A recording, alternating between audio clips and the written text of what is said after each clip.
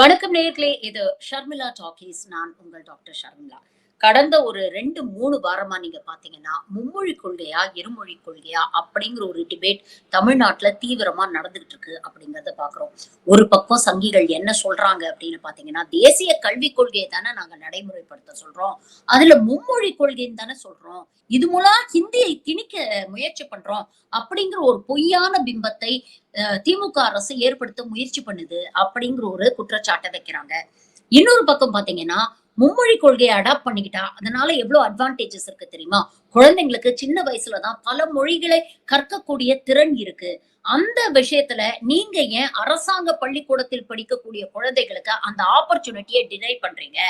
எல்லா குழந்தைங்களுக்கும் equal opportunity கொடுக்கணும் இல்லையா? அப்படிங்கிற ஒரு கேள்விகளை சங்கிகள் வைக்கிறாங்க. தொடர்ந்து மெயின் ஸ்ட்ரீம் மீடியால டிபேட்ல பங்கெடுக்கக்கூடிய சங்கிகள் கிட்ட பல கேள்விகள் இருமொழி கொள்கைக்கு ஆதரவா பேசுறவங்க வைக்கிறாங்க. ஒண்ணு, மும்மொழி கொள்கைய நீங்க ஆளக்கூடிய மாநிலங்கள்ல எந்த அளவுக்கு நீங்க இம்ப்ளிமெண்ட் பண்ணியிருக்கிறீங்க? அங்க இருக்கக்கூடிய எத்தனை குழந்தைகளுக்கு 3 மொழி தெரியும்? இல்ல குறைஞ்சபட்சம் 2 மொழியாவது தெரியும்? அங்கே மற்ற மொழிகளை கற்றுக் கொடுக்க எத்தனை ஆசிரியர்களை நீங்க நியமிச்சிருக்கிறீங்க? இதற்கான தரவுகள் உங்ககிட்ட இருக்கா? இப்படி நடைமுறைப்படுத்திய பின் அதோடைய ரிசல்ட் எப்படி இருந்திருக்கு? அங்க இருக்கக்கூடிய குழந்தைகளோட கற்றல் திறன் மேம்பட்டிருக்குதா? அங்க கிராஸ் என்ரோல்மெண்ட் ரேஷியோ இம்ப்ரூவ் ஆயிருக்குதா? ஓவரால் எஜுகேஷன் இம்ப்ரூவ் ஆயிருக்குதா? இதற்கான தரவுகள் இருக்கா? இந்த தரவுகளை கொண்டு வந்து எங்க கிட்ட கொடுங்க. பதிலுக்கு நாங்க எங்க தரப்புல இருந்து தரவுகள் கொடுக்கிறோம். அது வெளிப்படையா இங்க உங்களுக்கு இருக்கு. 75 வருஷமா நாங்க இருமொழி கொள்கையை தான் பின்பற்றிட்டு வரோம். தாய்மொழியான தமிழ கத்து கொடுக்கிறோம். இணைப்பு மொழியாக ஆங்கிலம் போதும்னு நினைக்கிறோம். ஏன்னா குளோபல் லெவல்ல இன்னைக்கு கனெக்டிங் லாங்குவேஜ் அப்படிங்கிறது ஆங்கிலமா தான் இருக்கு. பெரும்பாலான யூனிவர்சிட்டிஸ்ல இருக்கட்டும், கல்லூரிகள்ல இருக்கட்டும், எல்லா இடத்துலயுமே மீடியம் ஆஃப் இன்ஸ்ட்ரக்ஷன் இங்கிலீஷா தான் இருக்கு. அப்படி இருக்கும் பொழுது 2 மொழிகள் எங்க குழந்தைகளுக்கு போதுமானது அப்படிங்கிற ஒரு விமர்சனத்தை வைக்கிறாங்க. இதற்கு சங்கிகள்கிட்ட பதில் இல்ல. இதற்கான தரவுகளையும் அவங்க தரப்புல இருந்து கொடுக்க முடியல. தொடர்ந்து நாம கேட்டுக்கிட்டு இருக்கோம். ஒவ்வொரு டிபேட்லயும் கேட்கிறோம். ஆனா எந்த ஒரு ரைட் விங்கை சேர்ந்தவர்களோ இல்ல பாஜகவுடைய அதிகாரப்பூர்வ பேச்சாளரோ இந்த டேட்டாவை அவங்களால கொடுக்க முடியல. பாருங்க, பாஜக ஆளக்கூடிய இந்த மாநிலத்துல உத்தரப்பிரதேஷ்ல இல்ல பீகார்ல நாங்க மும்மொழி கொள்கையை நடைமுறைப்படுத்திட்டோம். எவ்வளவு ஸ்கூல்ஸ்ல எத்தனை பசங்க 3 மொழி படிக்கிறாங்க பாருங்க.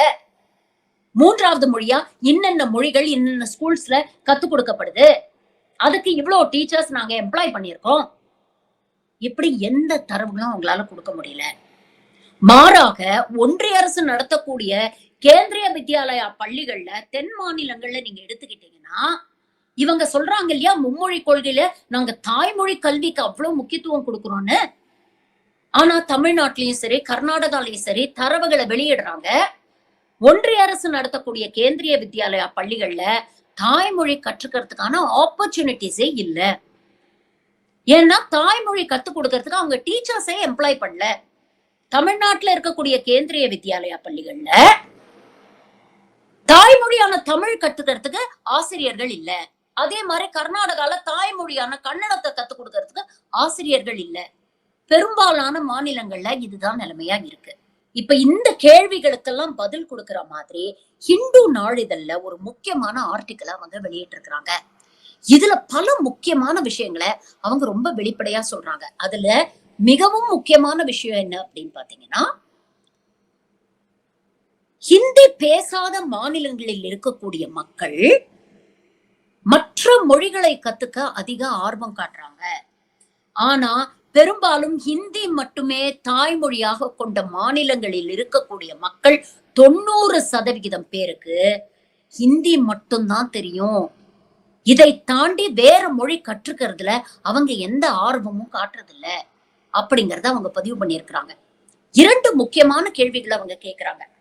ஃபர்ஸ்ட் அண்ட் ஃபார்மோஸ்ட், மும்மொழி கொள்கை மூலமா ஹிந்தியை இம்போஸ் பண்றீங்க அப்படின்னு தென் மாநிலங்கள் உங்களை அப்போஸ் பண்றாங்களே, அதற்கான காரணங்களை நீங்க முதல்ல புரிஞ்சுக்கணும். என்ன மனநிலை அதுக்கு பின்னால இருக்கு அப்படிங்கறத நீங்க புரிஞ்சுக்கணும். 2வது முக்கியமான கேள்வி, ஒரு கனெக்டிங் லாங்குவேஜா ஹிந்திய கத்துக்கிறது பெட்டரா இல்ல இங்கிலீஷ் கத்துக்கிறது பெட்டரா? அப்ப அதற்கான தரவுகள் மூலமாக ஒரு கனெக்டிங் லாங்குவேஜா இங்கிலீஷ் இருக்கிறது எவ்வளவு அட்வான்டேஜஸா இருக்கு அப்படிங்கறதையும் இந்த ஆர்டிக்கல்ல அவங்க ரொம்ப தெளிவா தெரிவிச்சிருக்காங்க. இதற்கு மொத்தமா ஒரு 6 சார்ட் போட்டு இந்த விஷயங்களை ரொம்ப தெளிவா போஸ்ட்மார்ட்டம் பண்ணி அப்படியே நம்ம முன்னால வைக்கிறாங்க. ரொம்ப எளிதில் புரியக்கூடிய வகை.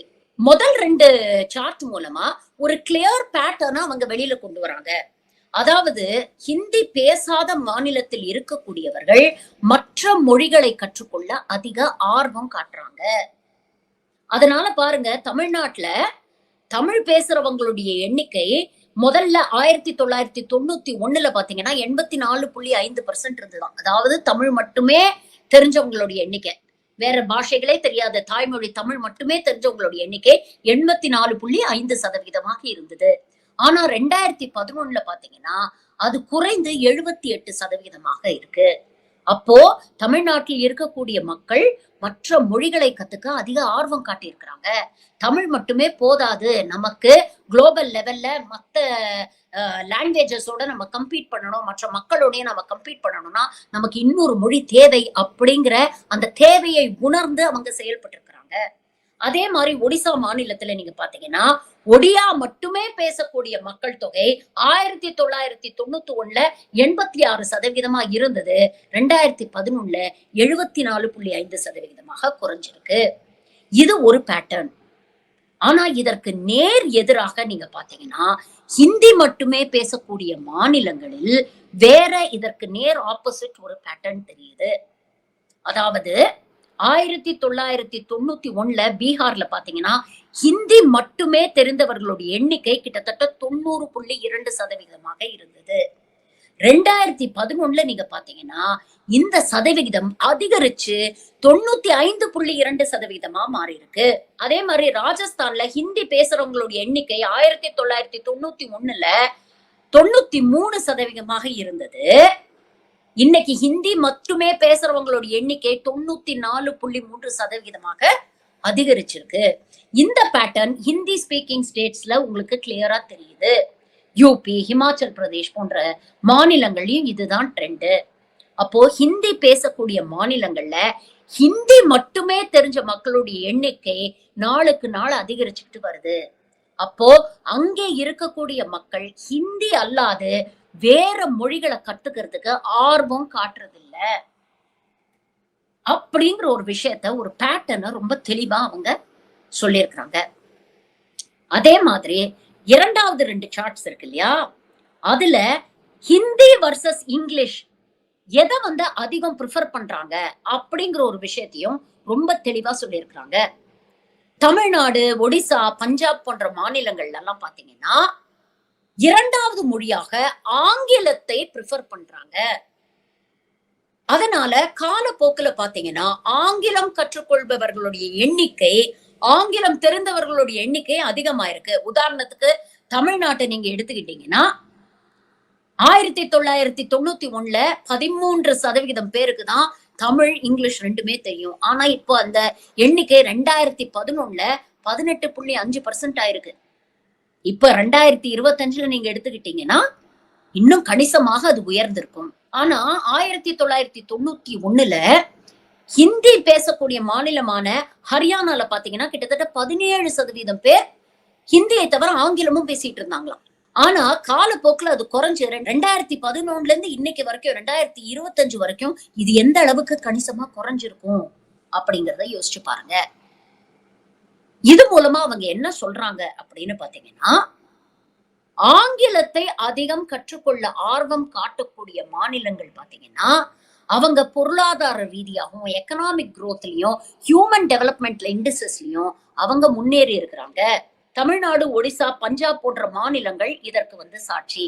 இது மட்டும் இல்லாம குஜராத், மகாராஷ்டிரா போன்ற மாநிலங்களையும் ஓரளவுக்கு ரீசனபிளா இங்கிலீஷை இவங்க கத்துக்க முயற்சி பண்றதுனால, ஆனா ஹிந்தி பேசக்கூடிய மாநிலங்கள்ல ஹிந்தியை தவிர வேற எந்த மொழியும் கத்துக்கிறதுக்கு இவங்க ஆர்வம் காட்டாததுனால வளர்ச்சியில் இந்த மாநிலங்கள் பின்தங்கி இருக்கு அப்படிங்கிற ஒரு விஷயத்தையும் வெளிப்படையா காமிக்கிறாங்க.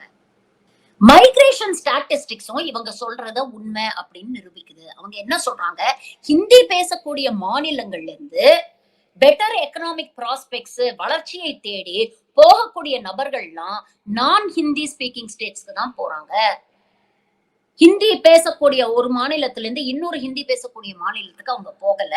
அப்ப அவங்களுக்கு தெளிவா தெரிஞ்சிருக்கு. பொருளாதார வளர்ச்சி வேணும்னா ஹிந்தி பேசாத மாநிலங்களுக்கு போகணும் அப்படிங்கிறது அவங்களுக்கு தெளிவா தெரிஞ்சிருக்கு. இது மட்டும் இல்ல, ஹியூமன் டெவலப்மெண்டல் இண்டிசஸ் நீங்க எடுத்துக்கிட்டீங்கன்னா, சஸ்டைனபிள் டெவலப்மெண்டல் கோல்ஸ் நீங்க எடுத்துக்கிட்டீங்கன்னா, அதாவது சிறந்த கல்வி, சிறந்த சுகாதாரம், சிறந்த எக்கனாமிக் குரோத், வாழ்வாதாரம், பர்சனல் வளர்ச்சி, ஜீரோ பாவர்ட்டி, ஜீரோ ஹங்கர், இது போன்ற பாராமீட்டர்ஸ் எல்லாம் நீங்க எடுத்துக்கிட்டீங்கன்னா, இதுலயும் ஹிந்தி பேசக்கூடிய மாநிலங்களை விட மற்ற மொழி பேசக்கூடிய மாநிலங்கள் முன்னிலையில் இருக்கிறது. அப்படி முன்னிலையில் இருக்கக்கூடிய மாநிலங்களை நீங்க எடுத்துக்கிட்டீங்கன்னா, அவங்க அவங்களுடைய தாய்மொழியை தவிர கனெக்டிங் லாங்குவேஜா, லிங்க் லாங்குவேஜா ஆங்கிலத்தை அதிகம் பிரிஃபர் பண்றாங்க. அப்ப இதுல இருந்து ரொம்ப தெளிவா தெரியுது, எந்த மாநிலங்களில் மக்கள் ஆங்கிலம் கற்றுக்கொள்ள அதிக ஆர்வம் காட்டுறாங்களோ அங்க எக்கனாமிக் குரோத்தும் சரி, ஹியூமன் டெவலப்மெண்டல் இண்டிசஸும் சரி, ஹிந்தி பேசக்கூடிய மாநிலங்களை விட பெட்டரா இருக்கு அப்படிங்கறதையும் சொல்றாங்க. சோ இதுல இருந்து 2 விஷயம் நமக்கு தெளிவா தெரிஞ்சு போச்சு. நம்பர் 1, ஹிந்தி பேசக்கூடிய மாநிலங்கள்ல இருக்கக்கூடிய 90% பேர் மற்ற மொழிகளை கற்றுக்கொள்ள ஆர்வம் காட்டுவதில்லை. அப்படி இருக்கும் பொழுது நம்ம பிடிஆர் சார் சொன்னதுதான் நமக்கு திரும்ப ஞாபகம் வருது. பெரும்பாலான ஹிந்தி பேசக்கூடிய மாநிலங்கள்ல இவங்க பேரளவெல்லாம் மும்மொழி கொள்கை அப்படின்னு பேசிட்டு இருக்காங்களே தவிர ஒரு மொழி கொள்கை தான் அமலில் இருக்கு. அவங்களுக்கு தெரிஞ்ச ஒரே பாஷை ஹிந்தி. அதை மட்டும்தான் பேசுவோம், அதை மட்டும்தான் நாங்க கத்துப்போம். ஆனா எங்களோட நீங்க கம்யூனிகேட் பண்ணணும்னா எங்களுக்காக 3வதாக ஒரு மொழியை நீங்க கத்துக்கணும் அப்படின்னு எதிர்பார்த்து நம்ம மேல ஹிந்திய திணிக்கிறாங்க. இப்ப புரியுதா? மும்மொழி கொள்கை அப்படின்னு இவங்க மேலோட்டமா சொன்னாலும் ஹிந்தி திணிப்புன்னு வரும்பொழுது இங்க இருக்கக்கூடிய தென் மாநிலங்கள் ஏன் இதை தீவிரமா எதிர்க்கிறோம்னு. 2வது விஷயம், இருமொழி கொள்கை போதுமானது அப்படிங்கிறதுக்கும் இந்த தரவு ரொம்ப சப்போர்ட்டிங்கா நிறைய டேட்டாவை முன்வைக்குது. நம்ம மொழியை, நம்ம கலாச்சாரத்தை விட்டு கொடுக்க கூடாதுங்கிறதுக்காக நாம தாய்மொழி கத்துக்கிறோம். இது இல்லாம உலக அளவில் இருக்கக்கூடிய மக்களோடு நாம தொடர்பு கொள்றதுக்கும் அவங்களோட போட்டியிடுறதுக்கும் நமக்கு ஆங்கிலம் ஒன்றே போதுமான மொழியாக இருக்கு. அதனால ஆங்கிலம் அதிகம் படிக்கக்கூடிய மாநிலங்கள்ல பாத்தீங்கன்னா வளர்ச்சியும் அதிகமா இருக்கு.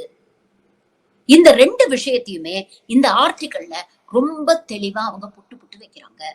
இதெல்லாத்தையும் தாண்டி 3வது மொழின்னு ஒண்ணு நாங்க கத்துக்கிறோம்னா அது ஹிந்தியாகவே கூட இருக்கட்டும், எங்களுக்கு தேவைப்பட்டா நாங்க கத்துக்கிறோம்னு நம்ம சொல்றோம்ல, அதில் எவ்வளவு தூரம் உண்மை இருக்கு அப்படிங்கறத முதல் வரியிலே இந்த ஆர்டிக்கல்ல அவங்க தெளிவா சொல்லிட்டாங்க. ஹிந்தி பேசாத மாநிலத்தில் இருக்கக்கூடிய பெரும்பாலான மக்கள் மற்ற மொழிகளை கற்றுக்கொள்ள அதிக ஆர்வம் காட்டுறாங்க. அப்போ தேவைப்பட்டா அந்த மொழியை கத்துக்கிறதுக்கான ஆர்வமும் ஆற்றலும் நம்ம கிட்ட இருக்கு அப்படின்னு தானே அர்த்தம். இவ்வளவு விஷயங்களை ரொம்ப தெளிவா இங்க அவங்க வெளிப்படுத்தி இருக்கிறாங்க. ஆனா இதெல்லாத்தையும் தாண்டி மறுபடியும் செக்கு மாடு சுத்தி வரா மாதிரி மும்மொழி கொள்கையை நடைமுறைப்படுத்துவோம்னு இந்த சங்கிய கூட்டம் இன்னைக்கு கையெழுத்து இயக்கம்னு ஒண்ணு ஆரம்பிச்சு வச்சிருக்குதுங்க. இதுல கேவலம் என்னன்னா, சில இடங்கள்ல போய் மாணவர்களுக்கு 5 ரூபாய் பிஸ்கெட் பாக்கெட்டை லஞ்சமா கொடுத்து பிஸ்கெட் தரோம், இதுல கையெழுத்து போடுங்க அப்படின்னு விவரம் தெரியாத மாணவர்கள்ட்ட போய் இந்த லூசுங்க கையெழுத்து வாங்கிட்டு இருக்குங்க. இதுல சில மாணவர்கள் உஷாரா நீங்க பிஸ்கெட் எல்லாம் கொடுத்தா வேண்டாம், பிஸ்கெட்டுக்காக எல்லாம் எங்க மொழியை நாங்க அடமானம் வைக்க மாட்டோம் அப்படின்னு சொல்லிட்டு கடந்து போயிடுறாங்க. ஆனா இன்னும் சில மாணவர்கள் வேற வழியே இல்லாம இவங்க அழுத்தத்துக்கு உட்பட்டு கையெழுத்து போட்டுட்டு இருக்காங்க. இப்ப புரியுதா காலங்காலமா ஏன் தமிழ்நாடு ஹிந்தி மொழி திணிப்பை எதிர்க்குது, ஏன் தமிழ்நாடு மும்மொழி கொள்கையை எதிர்க்குது, ஏன் தமிழ்நாடு நேஷனல் எஜுகேஷன் பாலிசியை எதிர்க்குது. ஏன்னா அது நமக்கு தேவையில்லாத ஆணி. அது இல்லாமலே இன்னைக்கு மிகவும் முன்னேறிய மாநிலங்களில் முதல் இடத்தில் தமிழ்நாடு இருக்கிறது.